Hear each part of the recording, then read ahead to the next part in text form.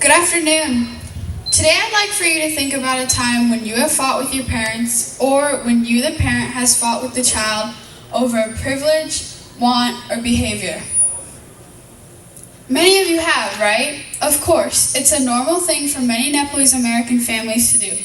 In this speech, I will tell you about the differences that are likely to be said over a child/adolescent's privileges, wants, or behaviors, as well as both sides' feelings on a subject such as freedom and intervention. Now, how many of you have ever had problems when it comes to sleepovers or hanging out? Please raise your hands. Me too. Ever since I was a child, I wasn't really allowed to go to sleepovers. My parents just wouldn't allow it. And I never really understood why. It wasn't that they didn't trust me, or that they didn't trust whoever I was staying at. So what? I didn't understand why I was being kept away from sleeping at a friend's house. Also, for a while, I wasn't allowed to go to the mall with my friends. Well, that was disappointing, and I felt like my parents had no trust in me. My parents had so many rules for me, but I never fully understood why. Then I realized that they were worried that something bad would happen. So I left it at that, and slowly I was granted a little more freedom, but that did not mean there was no intervention. Many Nepalese parents are conservative, meaning they like to stick with traditions and the existing conditions. And I understand. You live in a new environment that is different. America's way of life is less strict, more vibrant, and less prudent. Society often affects adolescents in various ways. I remember growing up, my friends would wear short shorts and tank tops at somewhat of a younger age. And when I told my parents that I wanted to wear the same, they accepted it.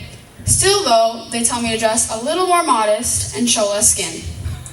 Some parents, unlike mine, won't even allow their child to wear shorts, thinking that if she were to, she'd be unmannered and way too flirty for her age. But why let clothes determine a person's personality? If your son is sagging, that does not mean he is involved in a gang. He is probably doing it because his friends are. And I know parents are always asking, why do something because your friends do it? Because it makes things a little more helpful.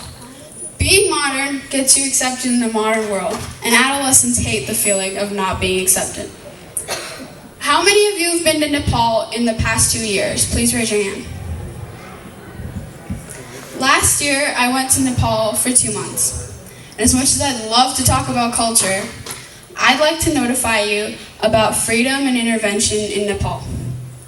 I noted that my cousin, who was only about a year older than me, would take the bus to go to her uncle's house by herself. Note that this is province to province. Meanwhile, some parents in America won't even allow their child to go to the nearest park or even gas station by themselves. Well, so if my aunt can with doubt and trust her daughter to go from province to province, I think Nepalese parents should be able to let their child to go to the nearest park or even the mall. America may have crime, but I'd like to say that the crime rate is perhaps equal. And parents may not be used to America's environment, but I think kids are. But it's not just about the parents. Teens need to put themselves in their parents' shoes and realize that they worry for your good. If your parents have given you just an ounce full of great freedom, be grateful for that. Many parents grew up in a more stricter environment than what we have, so they aren't naturally familiar with the same experience we are.